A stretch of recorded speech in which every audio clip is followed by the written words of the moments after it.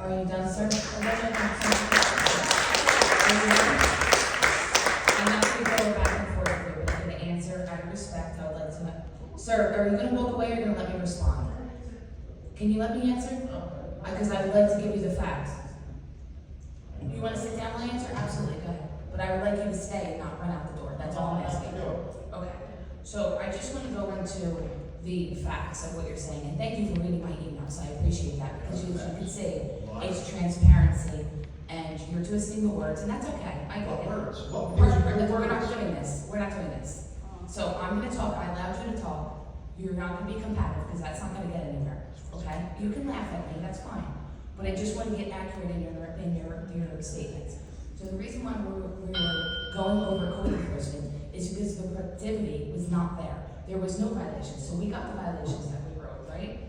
Last month, and everything that they did. Out of 196 or 139, there was 9 that came from code enforcement. Everything came from council and residents. Why are residents giving code enforcement jobs to do? Why is it not code enforcement? You can turn around and do a 360 and find 10 violations. That's not happening.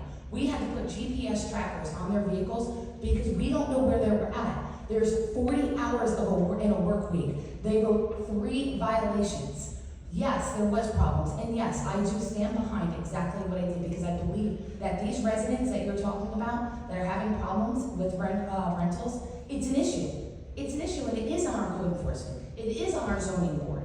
We're trying. So you're changing it, and I know that you're videotaping me with your guy and you're running, for election, and this is for clicks. Because you come in an hour late, you come in, you get a prepared speech, you change the words, you got emails, which I don't even know if you opened, I don't know how you got them, but that's okay, because I can take it. Because I'm not scared of you, and I'm not scared of your videos, and I'm not scared of your t-shirts, okay? I'm not. Because I know that I'm doing good for my town, that I grew up here. I've lived my whole life here. So if you think I don't see the changes, I do. And that's why we're 10 minutes late on what's happening, 10 years late on what's happening. So we're trying to do the right thing on this council. So Council President, if I could respond to Mr. Pollock reference emails that I wrote. Yes, I stand by them.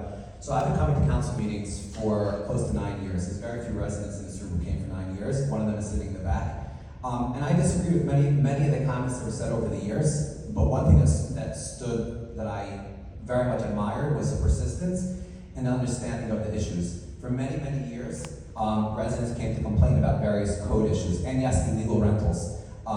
People have the right to put a house under whatever LLC they want, but they do not have the right to rent out the house to multiple families in one house. That's illegal. We don't need a federal law. That is illegal in Jackson law. But the problem is the residents came since the day I've been sitting on this dais. Residents came and been complaining. Some of the residents who I strongly opposed over the years came, they texted me, they called me, Morty, what are you going to do differently?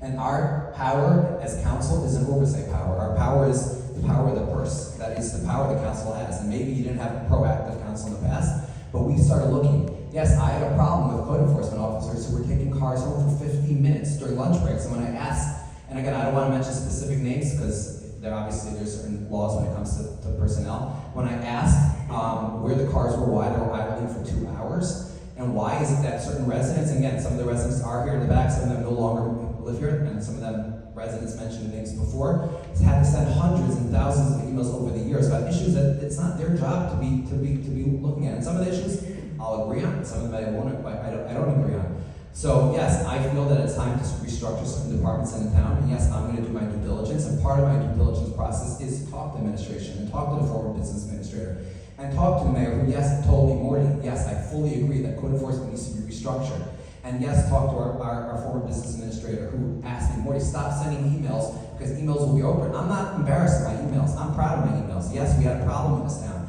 We have close to 2,000 rentals. And I have houses in my own neighborhood where I have friends and neighbors who have emailed the township.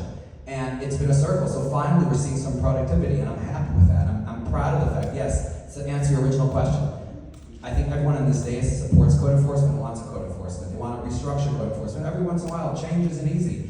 Every once in a while you have to look and say, are we getting like 100 cents in the dollar, or maybe we're not getting 100 cents in the dollar? In my opinion, without talking about specifics, because there are some great guys and women in code enforcement. But my opinion was that we weren't getting our full. Sometimes you have to restructure. Council wasn't looking to gut it when it came to rentals, and the proof in the pudding is that we created an entire new ordinance that would be self-funded to give people its job is literally to sit there checking on the inspections. And yes, ma'am, in the back, I fully support President Trump, and it's something that we're going to be requesting from our town attorney to look into the federal law and make sure that we are complying with the federal law. Because in Jackson Township, we comply with the federal and state laws. And if we have a contradiction between the federal and state law, that's why we have good attorneys, and it's their job to figure it out. So to answer your question, yes, I think everyone in this dais supports code enforcement, and yes, no one in this dais wants to see illegal multiple rentals in multiple rooms and houses. No one wants to see pool rentals. No one wants to see other illegal, inappropriate neighbor behavior going on in neighbors. But not everything is just an easy fix, and sometimes you have to start from the bottom. And our job with the budget is to look at it and say, hey, are we getting everything we want? Are we getting our DPW? Are we getting our police department? And our town's growing, and we have a very large code enforcement. And based on the numbers we had, my opinion is that we're not getting what we deserve. Thank you, Councilman. Thank you, sir. Have a great night.